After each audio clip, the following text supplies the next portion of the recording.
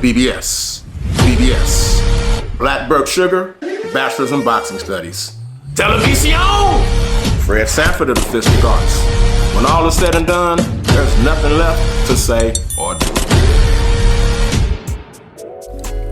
REED-BBS. BBS. Happy New Year to you. Happy 2024. And welcome to the 2023 REED-BBS Award Tour. Brothers know the time when Reed is in the jam. Never let a statue tell me how nice I am. Been doing this off and on. Branched out, started my own channel in 2019. My awards featured Prospect of the Year, won by Virgil Ortiz. Daniel Dubois, he was an honorable mention. My upset of the year for 2019 was Anthony Joshua versus Bad Built Andy Ruiz won. Round 3 of that same fight, Joshua versus Ruiz won, was 2019's round of the year. The KO of the year was Wilder versus Ortiz 2. Fight of the year was Errol Spence versus Sean Porter. And the fighter, REED-BBS, BBS. 2019 fighter of the year was Saul Canelo Alvarez. Now shit happens. I ain't doing an award show. A couple years after that, I was still building my channel and whatnot. But I did do a 2022 REED-BBS Award Tour. 2022, the year that wasn't. And awards weren't earned. They weren't earned that year. So as part of my award show, I gave no awards out. Now, before we get into the 2023 REED-BBS Award Tour, I want to encourage you to subscribe. Please comment on the awards. If you like them, let me know. If you hate them, let me know. You comment, I comment. That's how this works. Remember, sharing is caring. Love, tap, and or bitch slap that like button for you, boy. And shout out to the homies at fightbeat.com. Can you step to this? I won't do all of the awards in this particular video. Just do a couple in this one. We're going to get into Event of the Year. Event of the Year for 2023. And the easiest place to start for an award as such is usually the location, the live gate, the pay-per-view sales, and celebrity presence, things of that sort. Nominees: Spence Crawford, held in Las Vegas, live gate of 21 million, pretty impressive live gate. Pay-per-views, 700,000 pay-per-view buys, which is pretty fucking impressive when you consider Spence Crawford happened on the same night as UFC 291 for the BMF title, their bad motherfucker title, the war waged between Justin Gaethje and Dustin Poirier.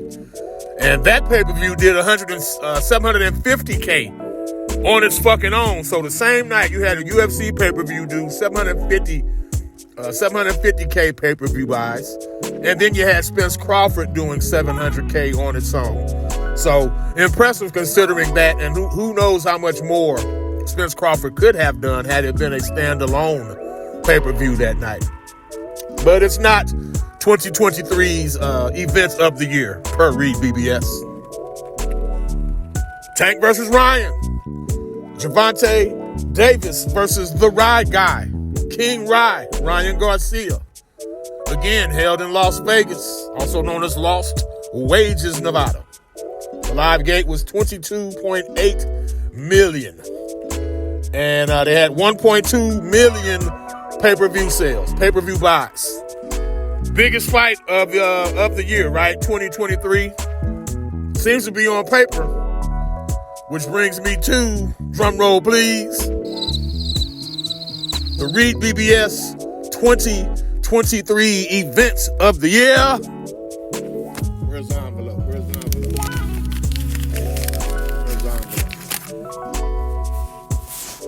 And the winner is Tyson Fury versus Francis Ngannou. Battle of the baddest. Yeah. Now, as luck would have it, neither Tyson Fury nor Francis Ngannou could be present to receive this award, so I will humbly and kindly accept it on their behalf. I'll make sure it gets to them. As for the event, this was a crossover fight. But we're talking sheer magnitude of the event. There was no live gate to really speak of because I believe all the guests were invited by His Excellency, the sheik over there, the Turkey sheik over there in Saudi Arabia. Pay-per-view buys, I think it might have done something like 62,000. But of course, with the live streaming and this being on DAZN, all their shit gets pirated. But the Saudis don't even give a shit about that. They didn't market this event to be to make pay-per-view dollars or to have a substantial live gate. The event itself, the pageantry, the pomp, the circumstance. How about the fact just about every, and I'm talking every fucking known championship quality level fighter that's still alive and able, they were in attendance. Look at this picture of all the assembled greats that I'm showing you right now. That was also the cover of this video. Yes, we can't ignore that.